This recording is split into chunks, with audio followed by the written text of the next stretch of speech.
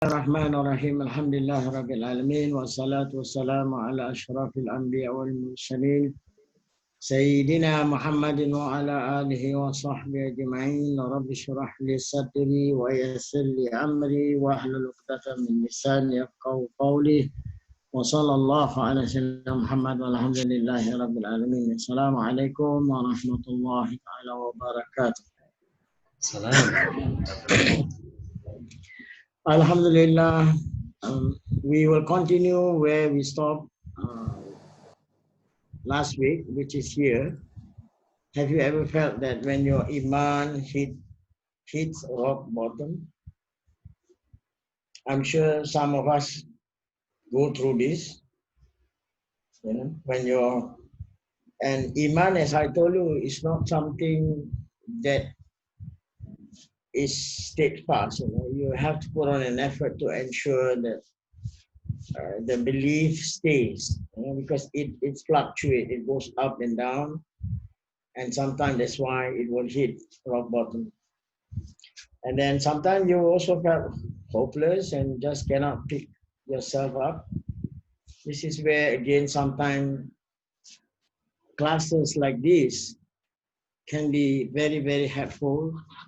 Like yesterday, at least it teaches us how to get rid of the poison. In the previous week, we have already covered about how to know whether our heart is healthy or sick.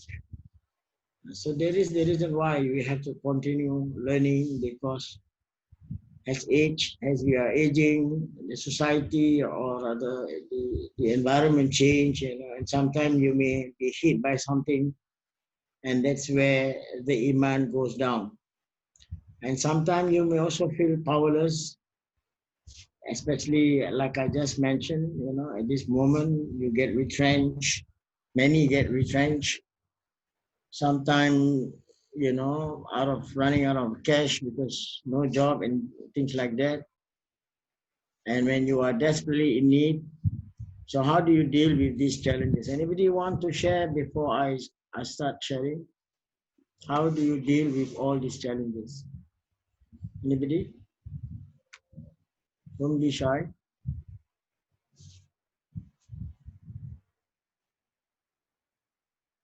No one? Come on. I'm sure we go through this, right, sometimes. In particular, at this point of time, with the COVID-19 still around, if you read the news and this and that, you'll find that sometimes you felt that, okay, what am I supposed to do? So it's good to know so that at least we will make necessary preparation for ourselves, so that when it hit us, then at least we know where to start.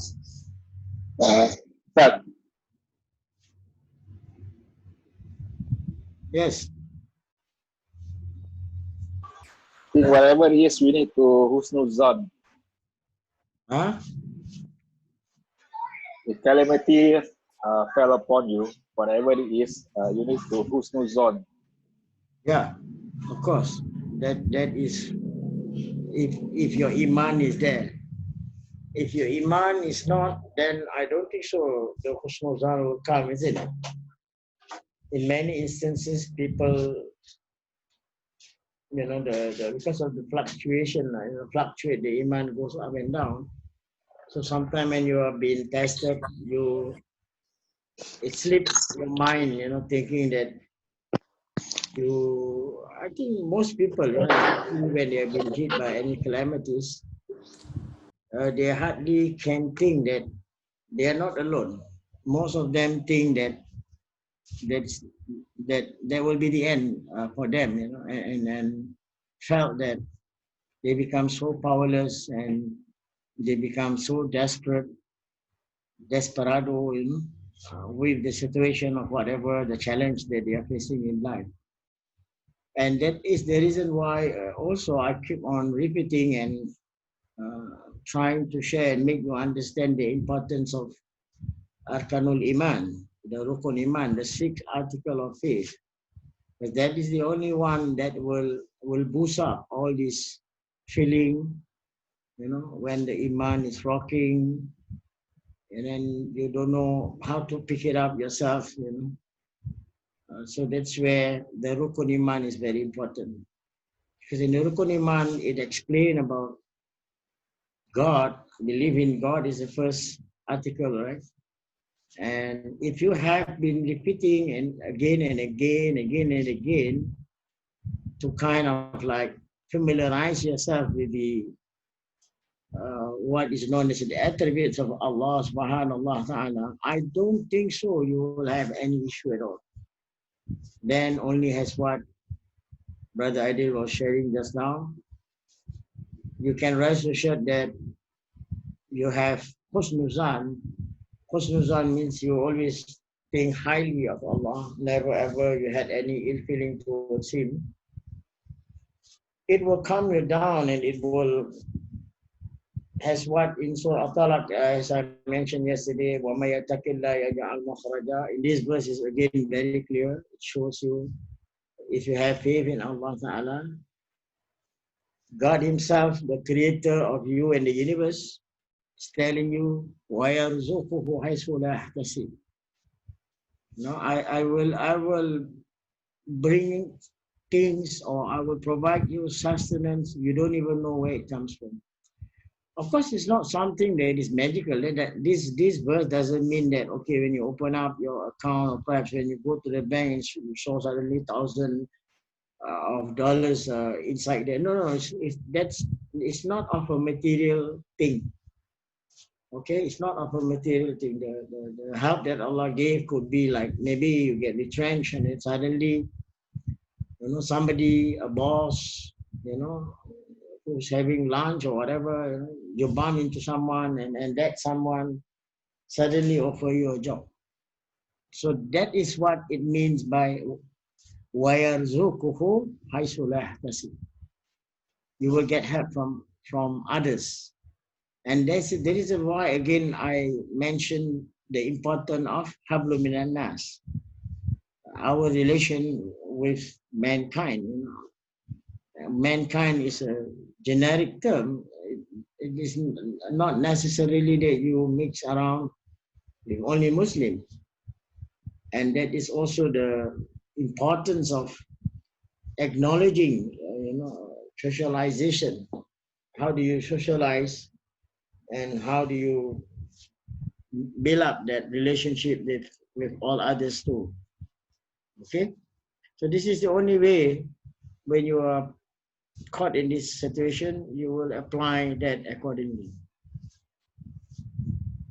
Any other that you want to share before I move on to the next slide?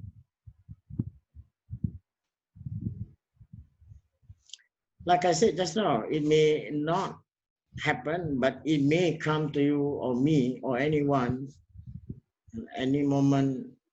Is just be prepared for these things when it comes. You have to have that. You have to set your mind to know that most of the things, nothing is not being so-called provided by Allah Ta'ala. And most of the things is given to us. But it must be of a dire things, or rather a basic needs. Okay? You cannot be expecting that you're going to get help and then somebody will come and give you a BMW. No. That is not what the verse is referring to. Or someone comes with millions of dollars. No. That is not what it means. He will only provide you with the basic needs. Okay? He will provide you. Ustaz, yes. But that doesn't mean Harald here. Hello. Yes, Mr. Harald, how are you? Very good, thank you. How about you? Hopefully fine. Alhamdulillah, thank you. Okay. We have Roger tonight also. Yes. That doesn't mean the sentence everybody has to do their share, right?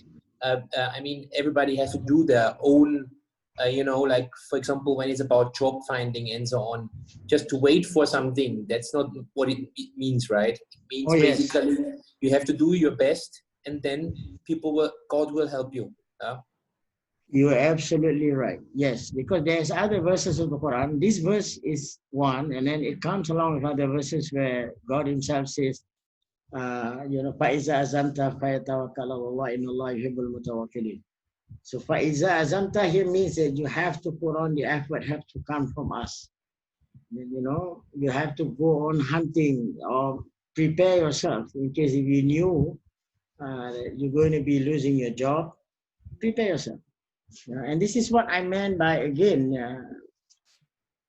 we didn't actually even touch on mu'amalat in Islam. So many of us still can't see that Islam actually is very comprehensive. It is very comprehensive.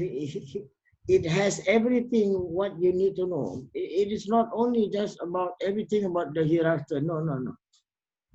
Because it's a book of guidance. It cannot just be telling you, of course it expresses more of the hereafter, but it doesn't just comprise of the hereafter.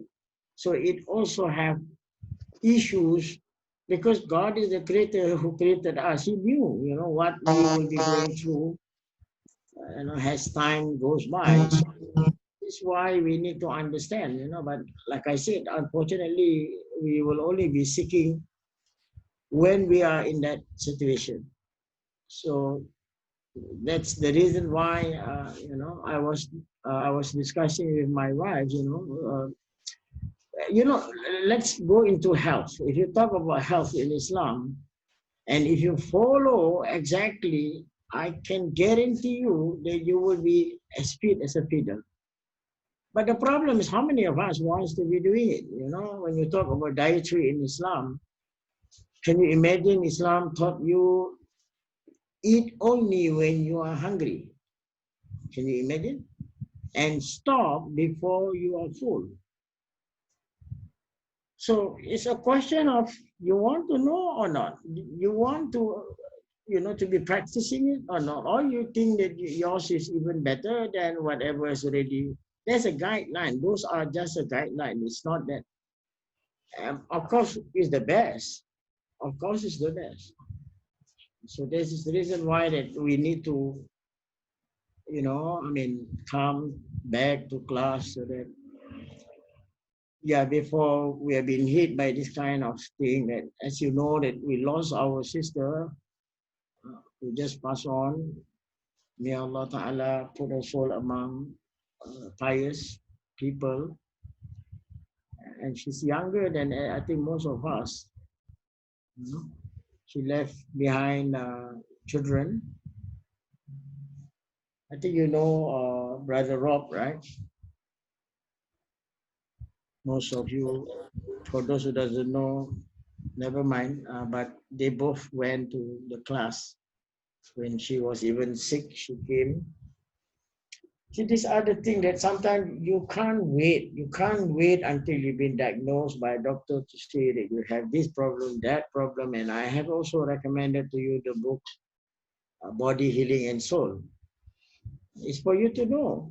Even for myself, I don't just focus on, about the hereafter, but I need to also be looking after my health.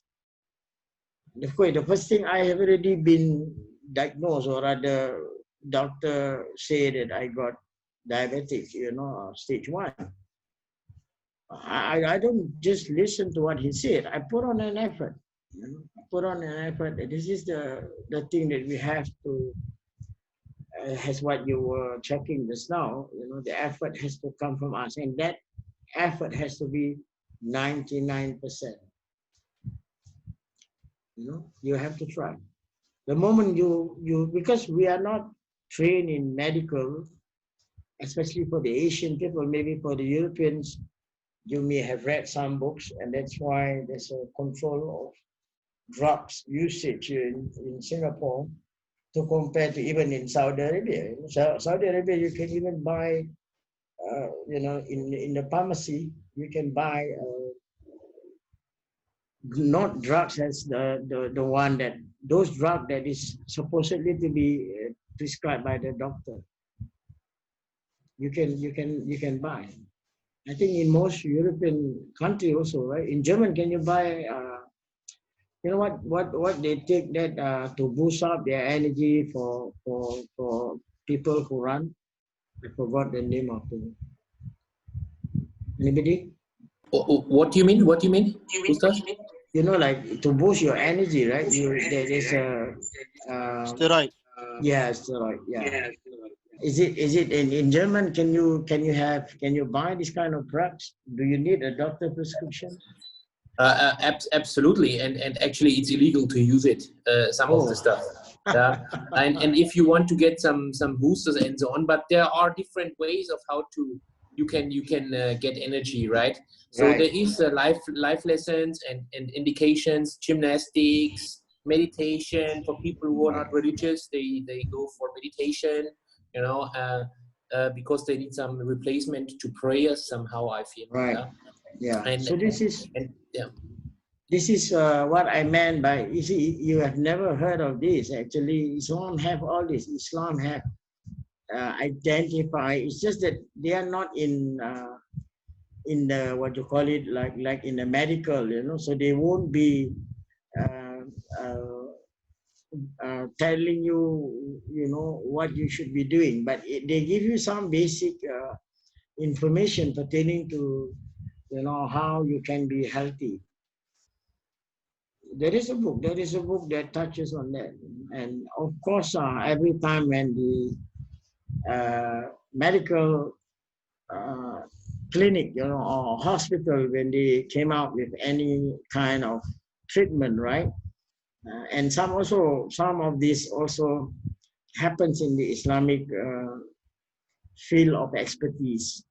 You know, I mean, it's just that, like I said, you know, we didn't go into the other subjects, you know, for us to understand. And sometimes I just encourage, you know, people to be reading. You know, that's the least that I can do to help. You know, I recommend you books for you to, you know, to read and find out more, especially that book about body and soul. You know?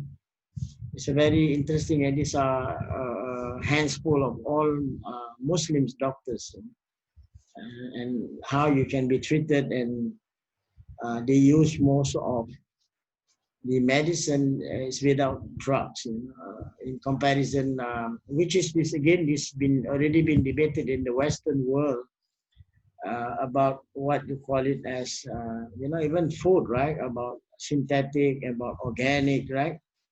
So even food has been debated. So it's up to us to find out. You know, I think not many understand about synthetic food and organic food. You know, and sometimes in some country it becomes very expensive to go for the natural. Okay, so this is what the Muslim have to do, putting it into a perspective. If you want to be honored, you have Allah, you are protected, you are master of yourself. You have to have high spirited. You have to also to be optimistic. And part of, as I meant, I shared this before also, part of how you can be cured, you have to be optimistic, you know, towards, you know, whatever has been diagnosed with. Some people, when they heard doctors say that you got diabetic and that's the end of the mind is closed, and they felt they carry wherever they go, reminding themselves that they're diabetic patient. So this is not very optimistic, you know, that is very pessimist, isn't it? And then never humiliate yourself and never surrender to someone wealthy, high status, and don't expect to be glorified most of the time. And you have to know about the meaningful. So bottom line, you have to go back to the basic, which is, as we know, we are created by Allah Ta'ala with a purpose. The problem with us is most of us, we have already shunned away from the actual reason as to why you were created by Allah. Because we didn't read the book.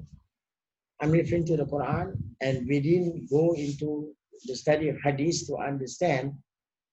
You know, Allah knew that if everybody goes into the Quran, then there will be a lot of problems. Okay, although the Quran is in our hand today, this only living miracle that is in our hand. It is just that you have to put on effort to understand. You have to have the tools. In simple terms, you have to have the tools on how to interact with the Quran. Now, of course, the tools will be Arabic language, morphology, which is about grammar, and then you can rest assured that you will not be misguided. So in order to have access to what is being mentioned here, what does it mean to be a Muslim, is for us to be putting it into the practice here. This is what is expected from us. Then it will bring you back to the purpose of why we were created. As we knew, there's only 2 verses of the Quran that explain about what are we doing here in this world, right? The first one, Allah make it clear to us to say, وَمَا خَلَقْتُ الْجِنَّ وَالْإِنسَ إِلَّا لِيَعْبُدُونِ. I did not create you and the genie, but for you. إِلَّا لِيَعْبُدُونِ is where people narrow it down. They didn't understand the broader meaning of إِلَّا لِيَعْبُدُونِ. إِلَّا لِيَعْبُدُونِ is not just, normally it's translated as you have to perform an ibadah. But إِلَّا لِيَعْبُدُونِ means you have to be serving Allah in all areas. Okay? In all areas, meaning like making friends with anyone, animal, animate and inanimate, and all these things are under that إِلَّا لِيَعْبُدُونِ. And the other one is talking about, you have to really work hard to understand that he doesn't stop. A lot of people think that Islam forbade us from being rich and wealthy. That is not true also. That is not true, because you can see verses of the Quran clearly mention about, and every day you hear this 5 times a day, the word al-hayya al-falah. Falah means progress.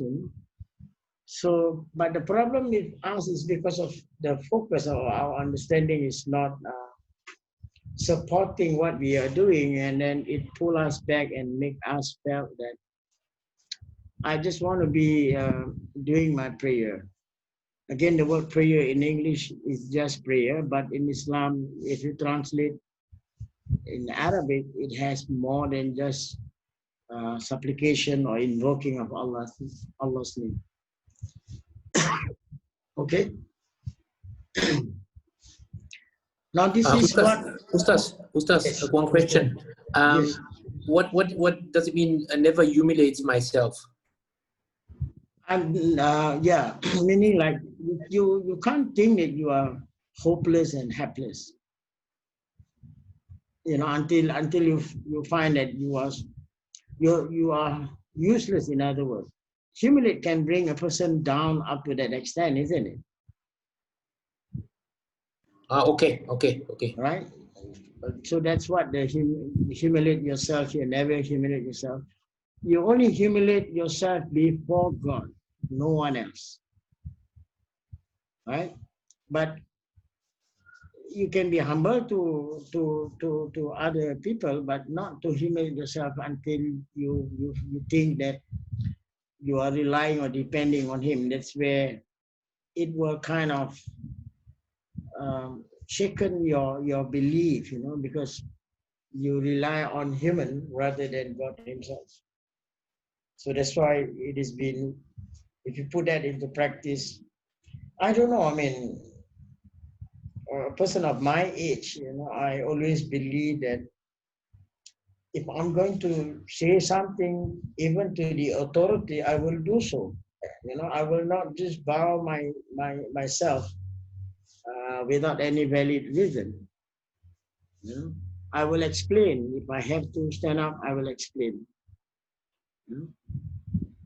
So this is very important, because if you keep on thinking that you are helpless and useless, you are governed. I mean, we are not terrorists, to go against, and for us to be thinking that we cannot be following law. No, no, no. Law is meant for us to understand, because the understanding of Islam, when you talk about Islamic law, okay, it is taken from an Arabic word.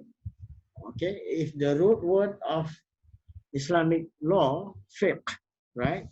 The root word of this fiqh is derived from faqah, is from the three alphabet, the letters fa, then the letter kaf, and the letter ha, faqah, which means if you go into the root word of the word fiqh, it means that you have to comprehend, apprehend, to grasp, to know, to understand. Can you imagine? That three letters form 5 words in English.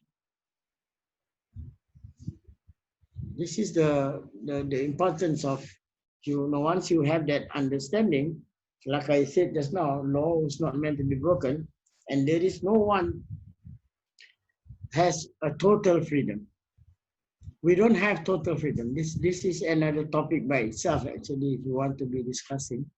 We are binded by Allah Ta'ala, what we call it Sunnatullah and Sunnatul Alam, the law of God and the law of the universe.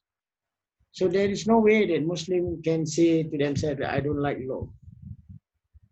You have to follow the law that Allah has set in this world and Allah Ta'ala law. Something like, he forbade himself to be throwing a tantrum at us. You will not find this kind of attributes towards the Creator. And most of the things that happen to us is actually, there is a wisdom behind it. It's just that we don't bother to find out. So that's why today we are learning about some of this and to try and put it into perspective. Now, of course, we are all praying in the book of Minhajul Abidin, that maybe to some the book is cheap or rather difficult, but this is where we need to know that every day we are playing tug of war. Okay, every day we are fighting with, with evil. Evil can be of even human who are in disguise of being the evil force. So we must remember that the harder we strive, the harder the evil try to deceive us. Because he knew about our weaknesses. The Quran speaks. The Quran even informs us, that in the verse where Allah mentioned, وَخُلِقَ الْإِنسَانَ ضَعِيفٌ. Very clearly, Allah says in this verse that we are created weak in flesh. So that's why sometimes the only way to penetrate to you is to develop anger in you. This is how Satan comes.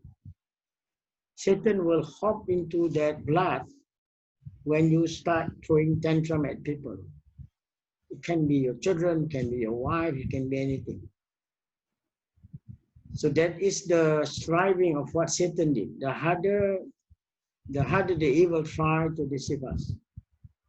If we remember, and so take lesson from the story of the worshipper deceived by the devil, the man who wanted to cut the tree. First, in bracket, they put the intention was okay. Okay? And the prophet's encounter. So these are why we, like I said just now, sometimes we do not have the tools to go and find out some of this history. So there's a difference when you talk about Islamic history and history. What we normally know is history. Somebody is telling a story. In the case of Quran, it's not a story. Although you translate in English, it becomes a story, but it's not a story. It is A lot of lessons that we can learn from what is being shared, in the Quran. Okay? So remember the ways to protect yourself. Remember, not enough just to say, Auzubillah min shaitan, Auzubillah min shaitan. No, Satan will not go away. Satan is smarter. He knows. Sometimes you will be seeking assistance from Allah Ta'ala. So you have to fortify yourself with other things. And do not purposely put yourself in a situation where you may have a chance to fall for the evil temptation. As yesterday we covered, one of these evil temptations can be just a friend who comes to you and says, Harold, one glass of beer will not be that bad. Sometimes you will get that kind of, it depends on your background, who you hang out with and what, right? And sometimes a woman. This is again these are the expertise of Satan knows our weaknesses. So he will know how to tackle you. And so if you are strong in fighting the temptation against drinking, then he will come to a woman. A man meeting a woman alone, that is where he comes. And then he start, make you think of that woman that is in front of, thinking that he will not fall for the woman. And that is why, you see, whatever that we do, remember the word excessive. Islam forbids everything that you do excessively. So that includes, if you think that you want to strong, but there's no need of you to be hating the woman. Don't hate them, just stay away from them. To be safe, just stay away from them, especially when you're in a social gathering, or private meeting, that kind of thing. So Satan know how to make you fall for the woman, or going to a buffet session sometime, thinking that you will not overeat. So protect your heart with the remembrance of Allah. And this remembrance of Allah does not need that you have to be in a specific situation, wearing headgear, wearing shawl or whatsoever. No. You can say, you can call out his name anywhere, anytime. Of course, not in the places where it is full of filth. Okay? So we have to learn how to protect our heart. And yesterday, if you are not able to, I'm not asking to be attending all my classes, right? But some you can download the book. Like yesterday, the book was very, very interesting, disciplining your soul. So it teaches on first thing for us to identify. You see, like at this moment, if there's a question posed to you, right? Can you tell me which, in your heart, whether your heart is healthy, whether your heart is sick, or whether your heart is bad? Can anyone? We are not talking about the physical heart, okay? Can you understand this kind of question? And do you think that you are able to answer? Whether you like it or not, we have been warned by Prophet Muhammad, peace be upon him, where he says, Inna Allaha la yanzuru ila shuwarikum wa amwalikum, walakin yanzuru ila kulubukum aw amatikum. Allah will not judge on what you are wearing. How thick is your beard? How big is your imama, the headgear that you're wearing, the turban or whatever you call it, right? No, he's not looking at your dress. He's not looking at the physical body, even how you look or how you sujood, although there are rules towards all these things, but that is not what he observed. He observed what is in your heart. That's why I, fully recommend that you should be reading that book that we cover yesterday, every Wednesday, disciplining of your soul, disciplining of the soul, is it? Am I right? Hello? Yes, Ustaz. Ustaz, In, for Wednesday is purification of the heart. oh, sorry, Disciplining purification. the of the soul soul. is a different book. Yeah, sorry. That's why I was. But you always counter reference to both books. Yeah. So that is a good book. That at least it tells you of problem that we are facing. Otherwise, it cannot be that you are going through too many hassle and bustle in life. Cannot be. There must be something wrong with you. Like I always say, there is an imbalance of how you do your Rukun Islam. That's where you have to go into that book for you to check. Did you have the right understanding, and are your heart is in line with what you are, your action? Okay, so that's why here it tells you to protect your heart with remembrance of Allah. And do you know how and what are the ways to remember Allah? Anybody? Before we move on to the next chapter, can anybody share?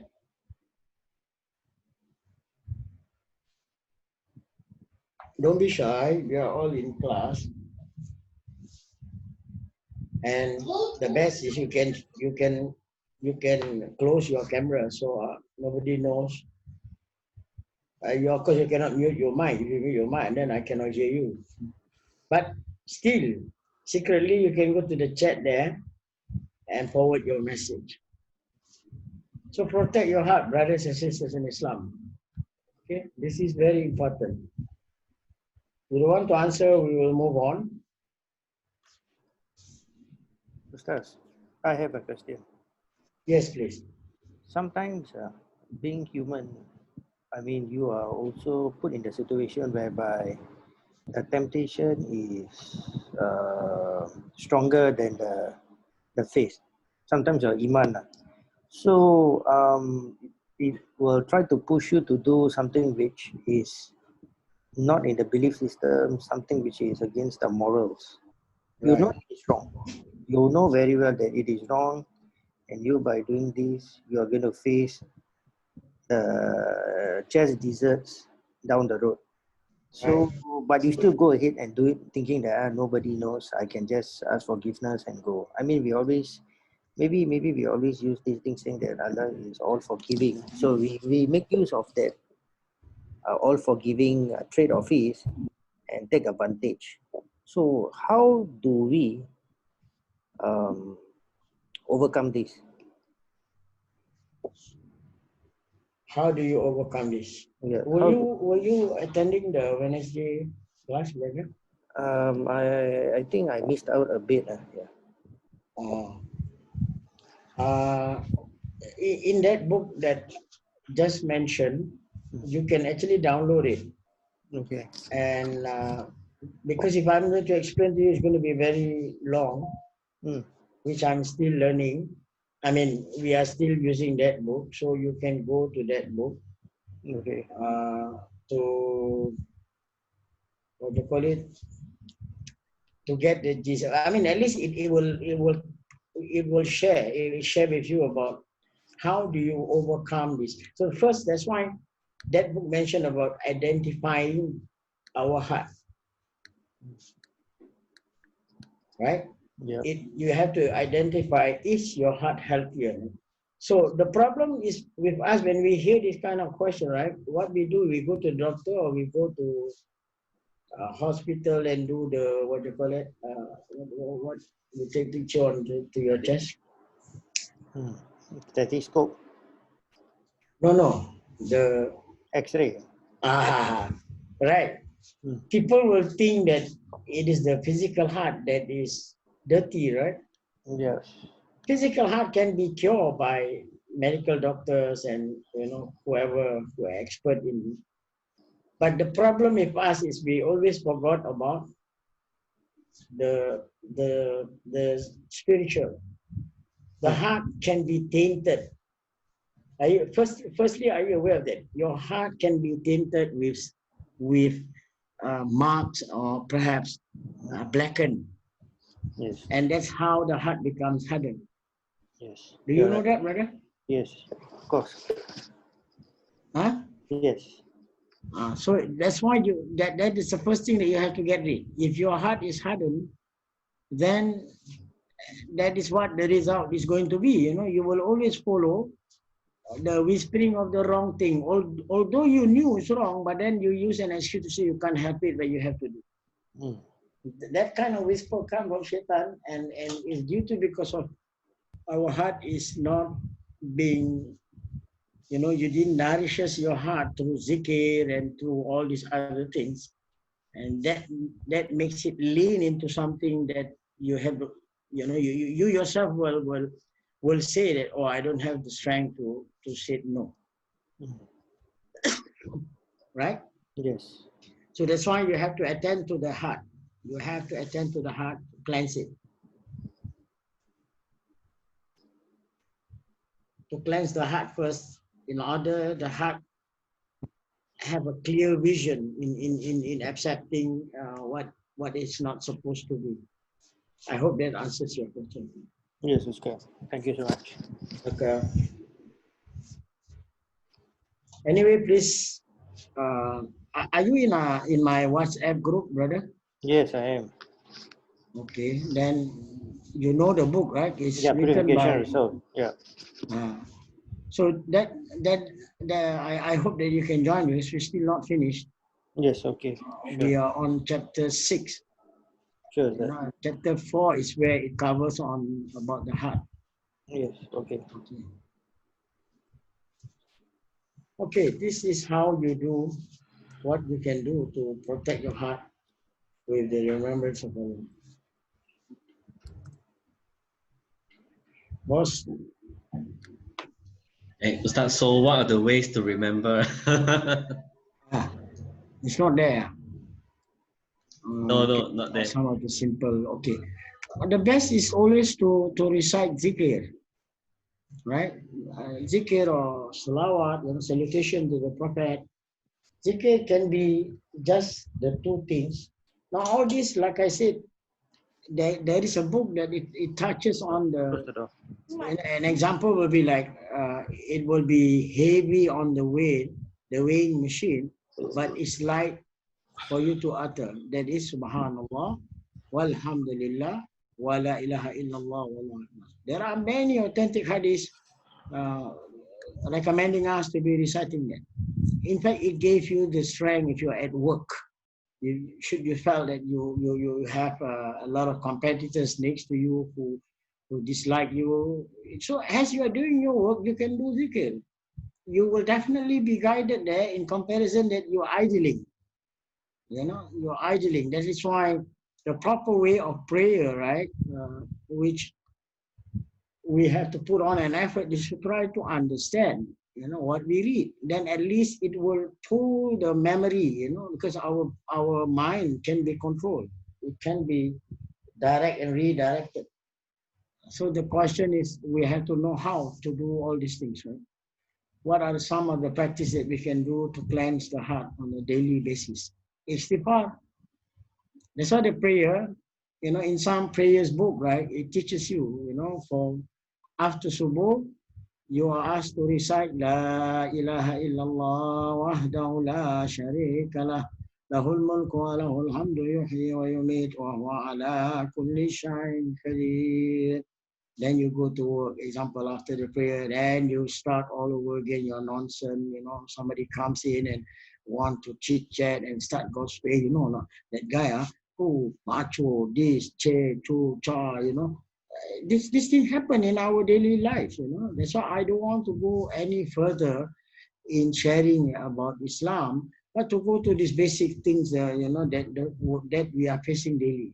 We don't want to go and correct this, and then you go higher. How can you reach that level? I don't think so. You can, and it's not my statement. It's not my statement. I'm not the one who's going to be the judge and the jury to that. But there are evidence from the Prophet, sallallahu alaihi wasallam, okay, who teaches you that you have to start somewhere. Then let me finish this first. So after Subuh, right, you will definitely be exposed. You will be going out. You'll be doing all the other things, right? So you may commit a sin again there. Come back again in Zohor. And Zohor, you see, there's a change of the zikr. After the prayer, you are asked to recite Astaghfirullah al-Azim, Allazi la ilaha illa huwa al-hayyul qayyum atubu ilayh 3 times. Right? After Asar, the same. Then after Maghrib again, because between Zohar and Asar, not really that far, right? And we are normally at work, and after Asar, we normally will do window shopping, or we'll hang out somewhere, Sarbat stall or Starbucks or whatever, you know. So we may again, Shaitan will come and whisper something, relax now, just take another coffee with, and then chit chat with someone, somebody who wants to get to know you, or perhaps maybe you're just idling and doing nothing, having a coffee, right? So Shaitan will always distract you from doing all these things. Where dhikr can be done, if you drive, you can turn on to, or you can even buy a CD that teaches you Ratib al-Atas, Ratib al-Haddad. You can buy all this kind of, today it's nothing is that impossible. It's all within reach. But when it comes to religion, that will be the last that most of us, you know, would want to put on an effort to make sure that we are secure. All what we want, I believe, all of you, right? 26 of you tonight, all of you, I believe that what you want is just to have that peace of mind. Am I right? Yes, Ustaz. Oh. So that peace of mind come, if you are a Muslim, Islam is derived from the alif, sin, lam, alif, mim, you know. Islam, it comes from that root word of salim, slim. Salim means you should be peace. If you are not in peace, again, something is wrong with what you do, isn't it? And most of the time, I think we don't bother to go and ponder upon, you know, am I doing the right thing? Why does mood, you know, every now and then the mood swing? So again, something is wrong again. What is in your heart? I have taught this dua also, beside putting on the effort of understanding many things. Then you have to also seek Allah Ta'ala assistance. Allahumma tahir qalbi min al-nifaq. Allah, I seek protection from the heart that is a hypocrite. Hypocrite means like when you're doing the prayer, you are like so holy, right? The moment Assalamu alaikum wa rahmatullah, that's it. Right? Allahumma tahir qalbi min al-nifaq wa a'mali min al-riya. You ask Allah Ta'ala, all the deeds that you do, make sure that it doesn't attach with boastful. Oh, I can do zikr 1,000 times, I can recite this 1,000 times, I can read this, I can read that. And this is like you're being boastful there. وَأَمَالِ مِنَ الْوَلِسَانِ مِنَ الْكَذِيبِ. And you seek protection again from the tongue. Tongue is the soft part of human, right? But it's very, very vital. It normally will not control, you know. Normally we will not be controlling the speech. Whatever we want to let go, we just let. That is the sin, magnificent sin of the tongue. Okay. ومن دعاء لا يستجاب له اللهم طهر قلبي من النفاق وأعمالي من الرياء ولساني من الكذب والعين من الخيانة. Now, pertaining to the eyes, brothers and sisters in Islam, if you want to remain in denial, it's up to you. But anyway, Allah had pointed out, and I have repeated this many times in my class, in Surah Al-A'raf, chapter 7, verse 179, Allah has reminded us very, very, in a very angry manner where he mentioned وَلَقَدْ ذَرَأْنَا لِجَهَنَّمَ كَثِيرًا مِنَ الْجِنِّ وَالْإِنسِ. In this chapter, Allah says that many of us and jinni will be thrown into Jahannam, into hellfire. Why? Because we have a heart, but there is sympathy without empathy. You don't use the heart as the way it should. You have ears, you don't hear what you're supposed to be hearing. You have eyes, you don't use it what you're supposed to be doing with your eyes. So this is the reason why that we have to look after ourselves. Because each and every one of us have to answer Allah. So that is the least that I can share about to protect our heart from the remembrance of Allah Ta'ala is to be doing or invoking zikr, because zikr doesn't have any prerequisite, like condition that you have to be cleansed or whatever. As long as you don't read it inside the toilet, of course. The restroom is known as a place of filth. So other than that, by all means, you can always be invoking His name. Remember, about the 99 names of Allah, you can also choose which one that you like. And to protect our heart is the only way is for us to always be remembering that, we will be questioned with whatever we do. Okay? Next slide, please. So this is again why we should protect ourselves. You see how Satan is playing with us. وَقَالَ الشَّيْطَانُ لَمَّا قَضِيَ الْأَمْرُ إِنَّ اللَّهَ وَعَدَكُمْ وَعْدَ الْحَقِّ وَوَعَدْتُكُمْ فَأَخْلَفْتُكُمْ وَمَا كَانَ لِي عَلَيْكُمْ مِنْ سُلْطَانٍ إِلَّا أَنْ دَعْوَاتُكُمْ. You see the word دَعْوَاتُكُمْ. فَاسْتَجِبْتُمْ لِي فَلَا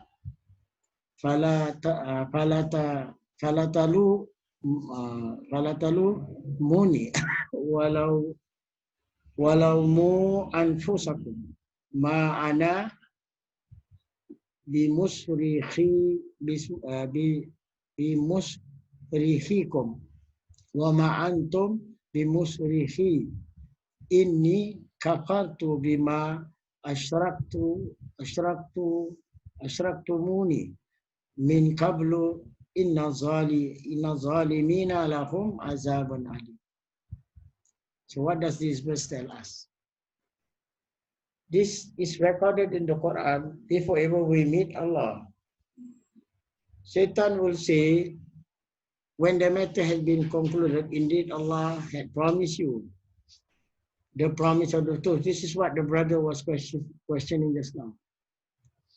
And I promise you, but I betrayed you. So this is the statement of Satan. He promised you a lot of things, but then he betrayed you. But he said, I had no authority over you. I've said that my job is to invite you to be doing all the bad things. So all you need to do when you get this kind of whisper, this is what they call in Tasawwuf as khawatir. Khawatir khair and khawatir khas in the book of Minhajul Abidin. He will invite you. He said that he only invited you, but then you responded to him. He invited you to be meeting some women or doing something. You responded to him. So what he said here, do not blame me. You see, before even you meet Allah, Satan already tell you, don't blame me, blame yourself. I cannot be called to your aid. He won't be able to help you, nor can you be called to my aid. Neither can we help Satan. Indeed, I deny your association with me. Can you imagine? See, before even you meet Allah, the dialogue has been recorded. This is what we're going to be, Satan is going to be telling us in front of us. Indeed, for the wrongdoers is painful punishment if you were to follow. So this is where what is known as your nafs, your desire, what is being said here is your desire. And I already mentioned to you, desire is the toughest because desire is part of us. We need desire. Without desire, you're going to have a lot of problems. You can't kill it. You can't eliminate. You can't eradicate totally. You can't. Okay? But you have to tame it. You have to tame. That's the only way. And that's why one of the other reasons on how you can get rid of the temptation, as the brother was saying, despite of you knowing it, that's why you are asked to fast. You know, once a year only you are trained the whole month to try and tame your desire. So again, if you don't have the knowledge, you didn't do it rightly, you just abstain from eating and drinking, you get the reward for only that. And these are the sicknesses that you will have to face for another 11 months will not help you at all. So that's why, brothers and sisters in Islam, I keep again reminding you, the Rukun Islam is not just do per se. Okay? It's just not do per se. It's not just fasting. Okay, I've done what? It's not just salah, just praying. Okay, I've done. No, it's not just that. You have to go to each of all these rukun to go inside to find out, you know, how can I ensure that I'm doing it right. An example will be like, okay, can anybody tell me, if you want to deny, it's up to you, but can anybody share with me, why is it happens that you have been doing the salah? Some even daringly to make an announcement, oh, I pray 5 times a day, plus, you know. Meaning, oh, I pray night prayer, I pray duha, I pray this, so my prayer, don't touch me. I'm good at it. Fine. Okay, my one question will be, why there are people who are that tired, so to say, you put it from human, if human are the one that become the judge and the jury, that's normally what the remarks that you will pass on to someone that you knew that pray 5 times. But by why this person is very temperamental? Now what happened here? Why is he in all other things that he does? It's like he's doing an action like those people who are not praying. And this is what happened to us, brothers and sisters in Islam. If you have non-Muslim, they are able to see this. You cannot see this yourself if you don't have the knowledge. But if you have the knowledge, then you know you want to be different from them and you want them to look up at you. Because you are a person that does the prayer. How come you are, you know, very rude to your wife, rough with your children, throw tantrum at people, you know, and doesn't keep promise in time? So this is the result of what I meant by, if you just do the prayer and you didn't go into the proper manner on how it should be done, as the Quran itself says, Inna salata tanha anil fasha wal munkar.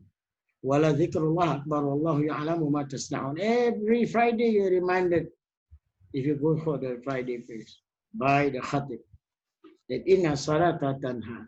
That means prayer definitely is able to help you to get rid of all those temptations. If there is someone who wants to date you out even at this age, after you are married, you will know what to do with it. You know how to deal with it. You have to put Allah in the forefront, then you will tell that lady, sorry, I'm not interested.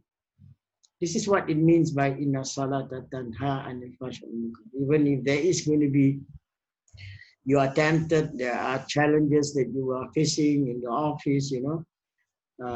In the context of our society, I think the close proximity, some will just come, like, you know, purposely bang you. I mean, I'm talking about opposite gender. If you are working in an environment where there are women and men, right? And that's where, you know, opportunity. The moment, this is where Satan will find an opportunity how to drag you down. How to drag you down. He knows. You don't mess around with it. Okay? So remember this dialogue recorded in the Quran chapter 14 verse 22. This is how you have to always remember. And knowledge is the only one that will always be, haunting you in your mind to remind you. And it's sad, like I said, it's good that if you can be doing all the 5 pillars.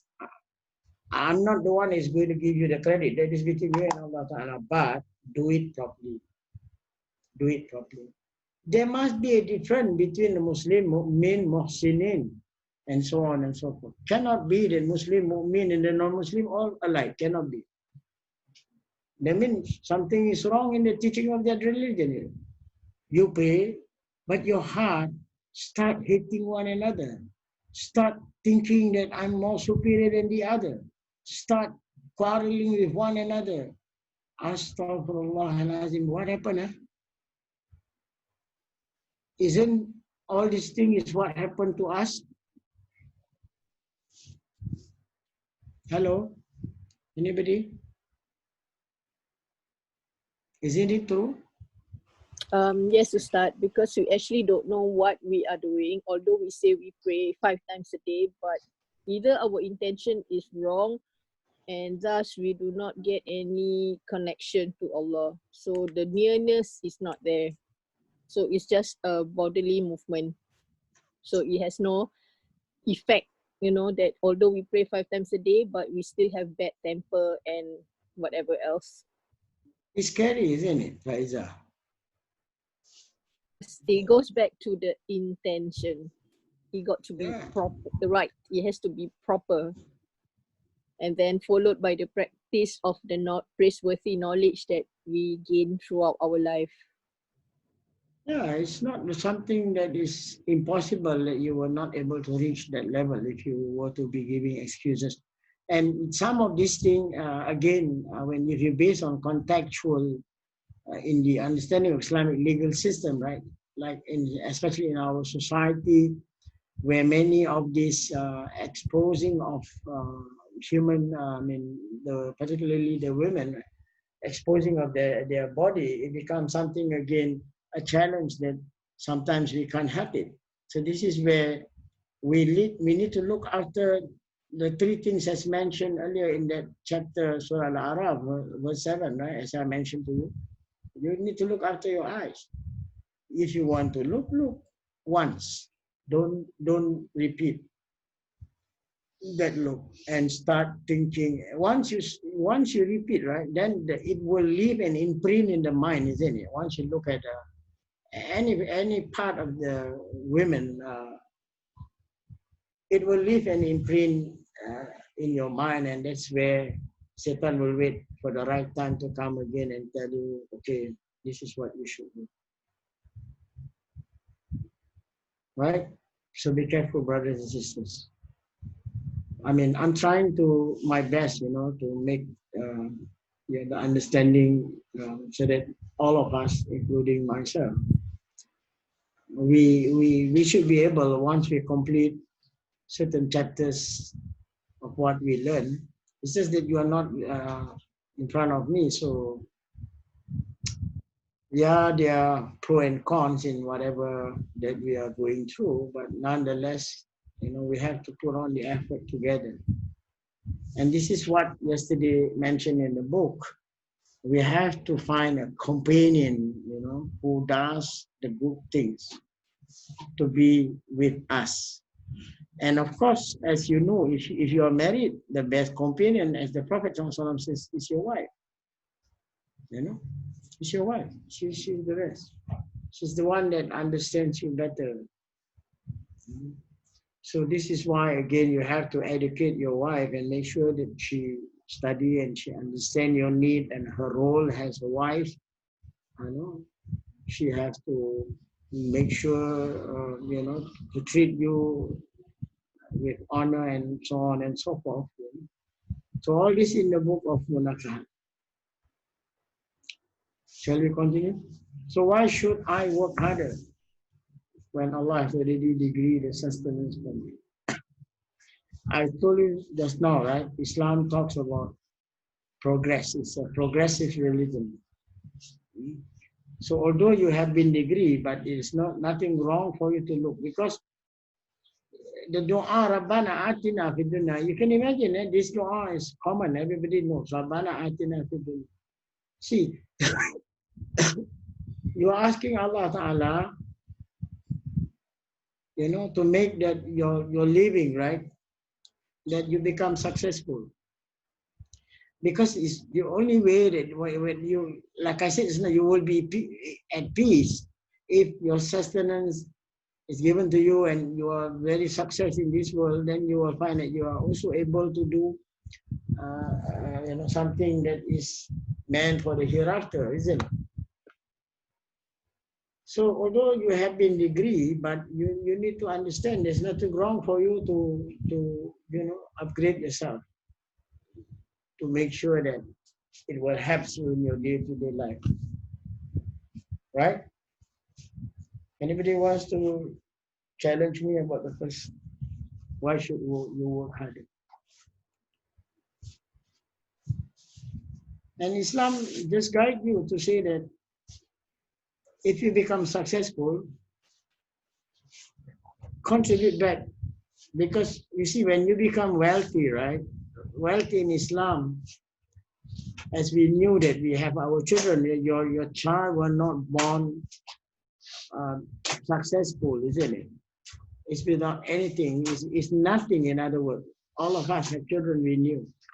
When the child was born, there is nothing with the child. So does the same with us, right? Then is the parent is the one start buying motor, start buying bicycle, start buying dolls, start buying this, start buying all kind of fancy dressing for our children. And that also Allah Ta'ala said that you need to share. You need to share, meaning when He makes you become wealthy, part of the wealth that you own belongs to the other people.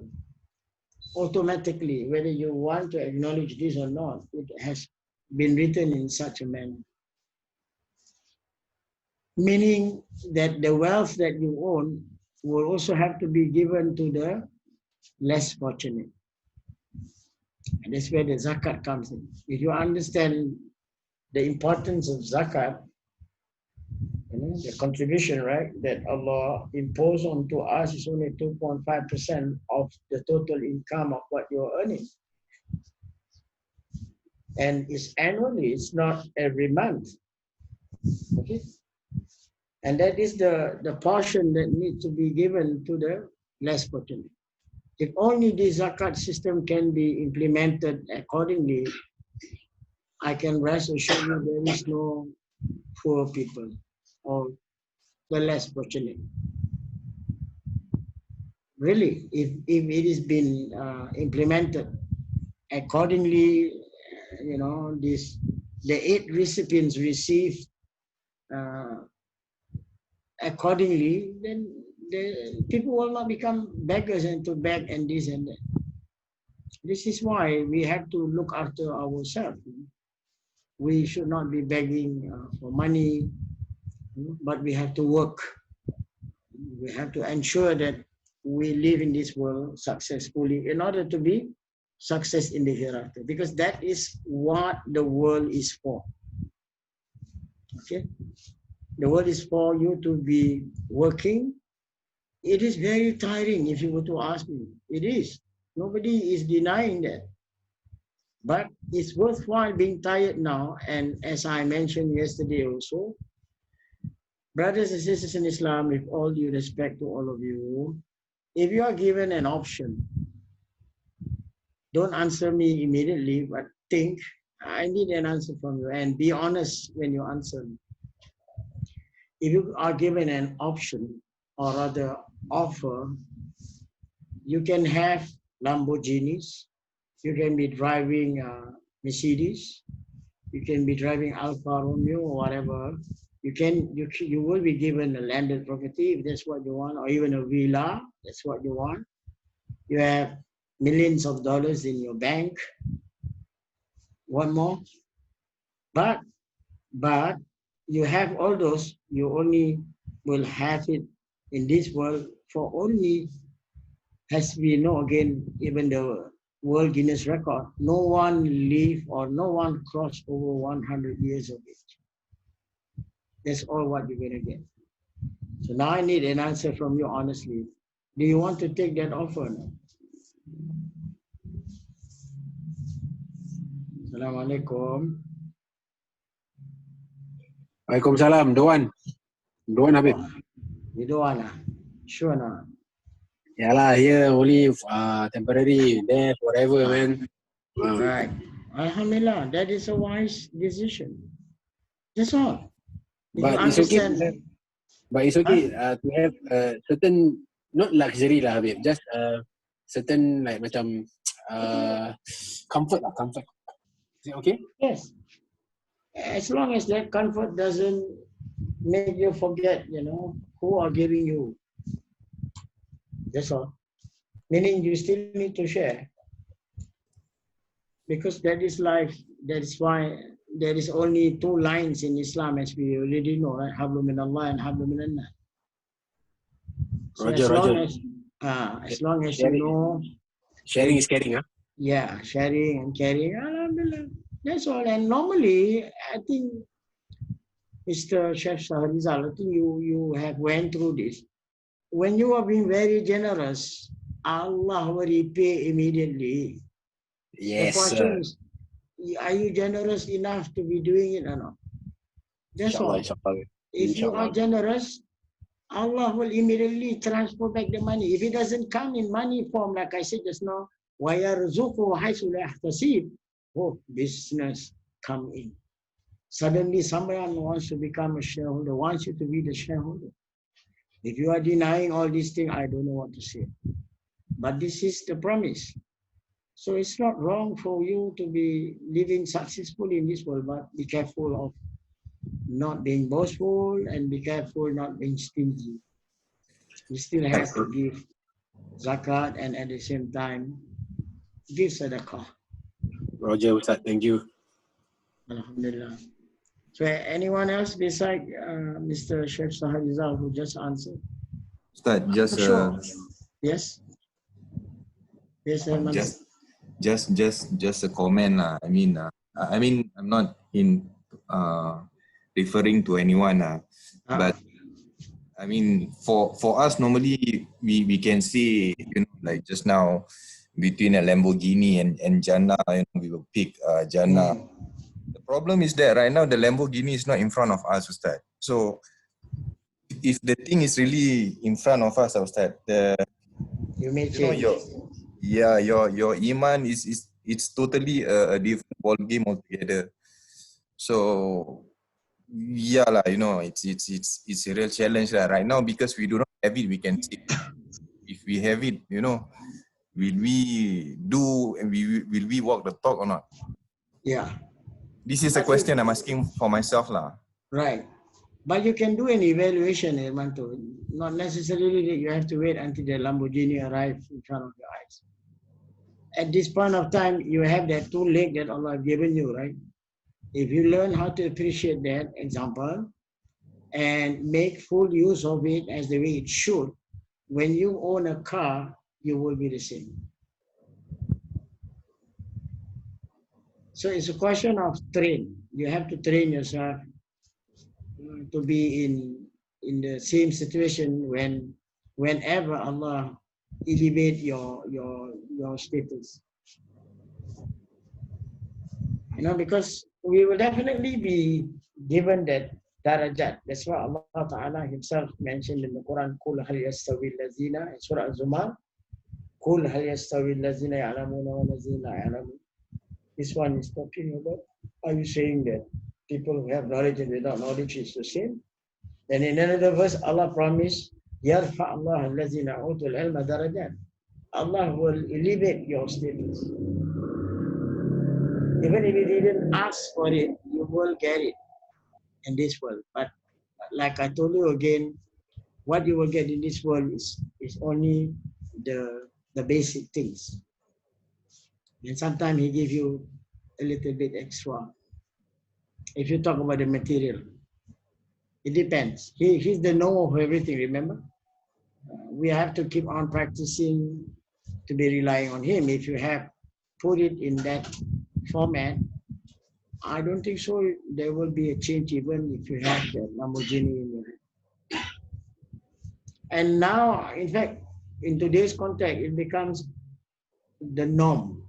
You know, even in my area here, I saw Lexus, I saw all kind of big cars living in a 3-room flat.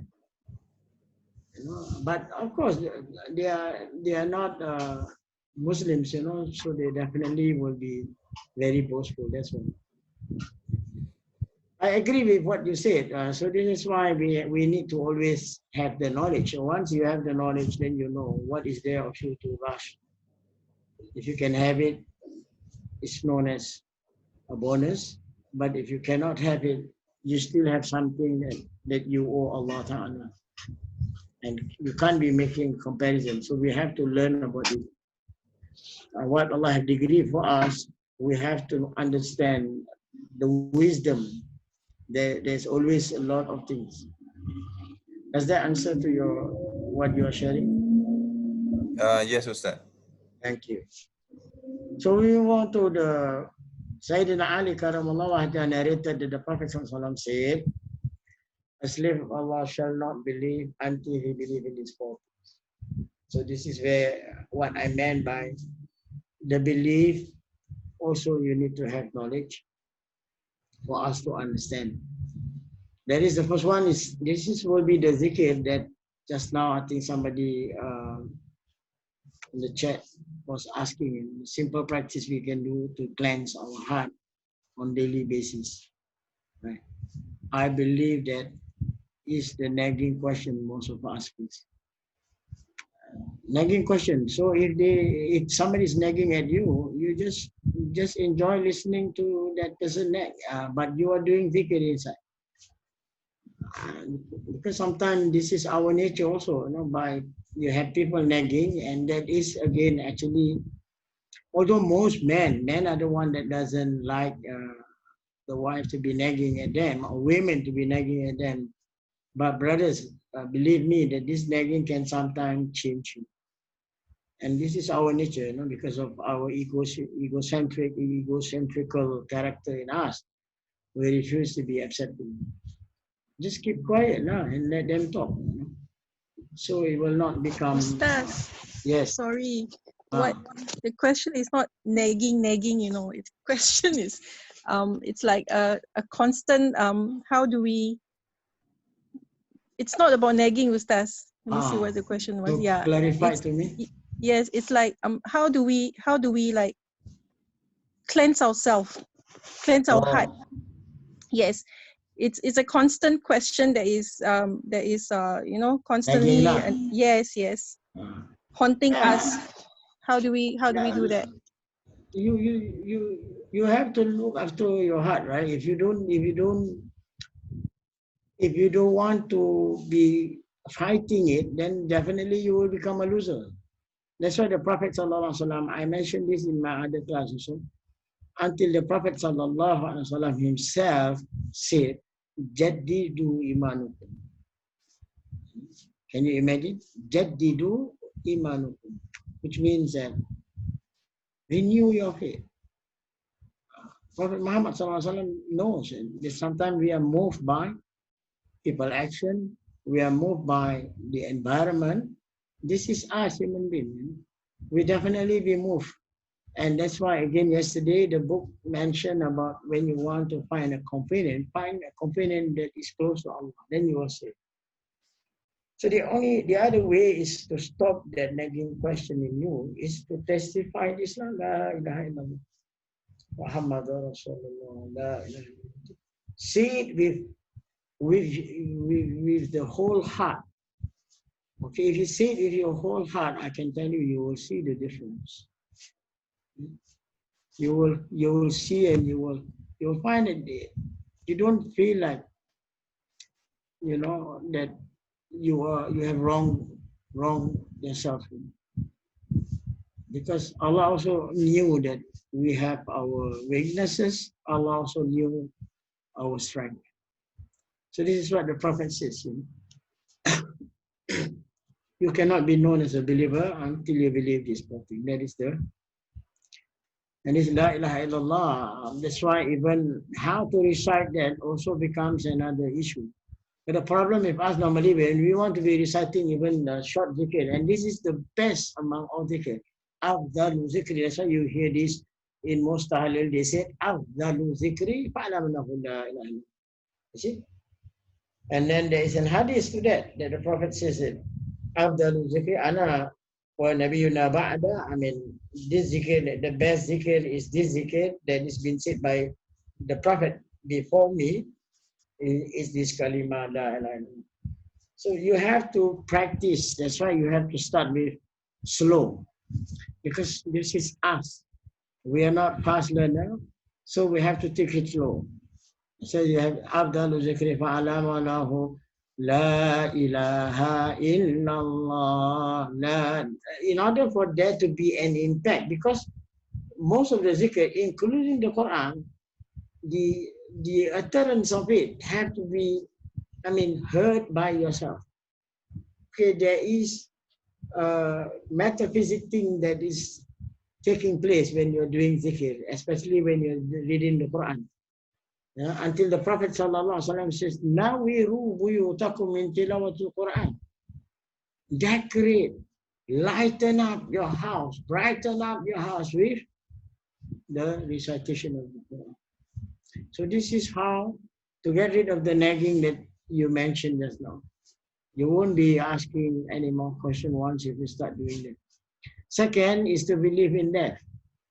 Once you think, and I think everybody agree, death normally will admonish all kind of entertainment in our heart. This is the problem. That's why sometimes the ruling for attending funeral becomes fardu kifaya, isn't it? You know, fardu kifaya cannot be taken very lightly because it is still an obligation, but kifaya, meaning communal. So why it becomes a communal? Because maybe up to maybe a time where people will not want to even look after those people who are dying. So he mentioned here, you know, you have to think of that, because that is the only way that make you, you know, tell that, okay, what happens is today is my last class with you, brothers and sisters. You think I'm not scared? Tonight can be my last class with you. That happens to Al-Marhuma Nur Hayati binti Idris, who passed on yesterday. I know her heart is always with us, although she's not able to be attending the class. So this is why it's important. We have to think of death, and we also have to think of resurrection after death. That is more scary. Death itself is already scary, you know. Right? For those who went to the cemetery, you know, right? There is nothing is brought. 3 things follow the dead. 2 things will go back. 1 will left behind. Your loved one follow you. Right? Your pillow that is they put onto your head while you are in the bed. Right? The coffin, right? Will go back. The one that left behind with you is only your amal, the deeds that you've done. No one else. And with the heat, with the heat of the earth, Allah, especially for those who cannot withstand heat. Can you imagine what is it like to be alone there? Right? And so believe in the resurrection is even worse, because as we know, death is not the end, death is the beginning. The beginning of the life after death. You're going to be living again. That's why I give you a hint just now. If you were to get a chance of living 100 years, no, enough lah. I 60 already, 40 more years, that's it. So it's still not enough, whatever they do have. Right? That's why it's better to take the offer. Allah says that where you're going to be there forever and ever. And even I mentioned about all the material things. If you were to be compared what Allah have in store, Allah, Allahu Akbar. You can't be comparing because you can only stay in a villa or the most a castle or whatever lah, that is have so many rooms or whatever. But when you are in Jannah, the space that you have is 7 layers of the earth and 7 layers of the sky. You see how huge? If you go to run also from one end to another end, you can never meet your wife. This is the comparison. So you have to think of the resurrection. So that will hold you back from going like just now about success there.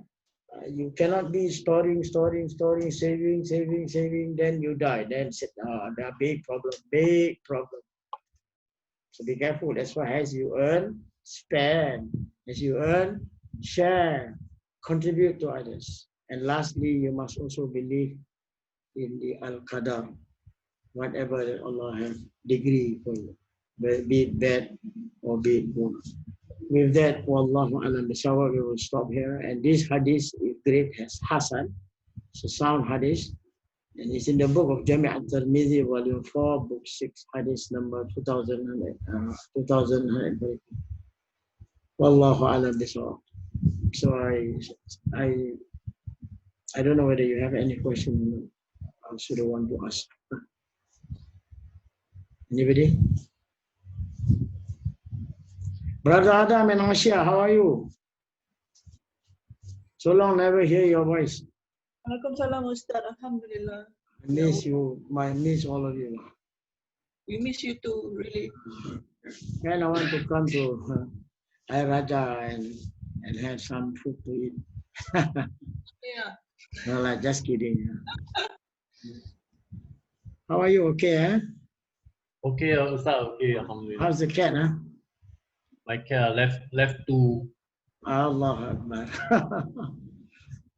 Look after lah, never mind. Oh, inshallah. Planning to go Umrah again or Hajj? Oh, always. Alhamdulillah. Maybe next year lah. I don't know. My brother said November, but I don't think so. Because even some of the domestic servant, wants to fly back also got problem. Yeah. Transportation and what to do. Pray to Allah lah. Let's pray together. And I think all of you know, right? I will be leading the takbir, right, on Thursday. Next Thursday, not this Thursday. This is on the eve of Eidul Adha. So if you'd like to join, you can join. Actually, this is the least that I can still do to allow us to build up that momentum or rapport or our relationship, so that we can be loving and missing one another. I wish that I can always be behind the computer, although this Zoom is really, really very helpful. Some even wants to do counseling. I have so far 2 have already booked for counseling. So, it's really something that is beneficial for every one of us. So don't be shy. If you think that you want to have a private session with me, just inform my boss, then he will let me know of the timing. So I have one counseling on coming Wednesday at 2 p.m. But it's a private chat room created by my boss, Brother Aidil.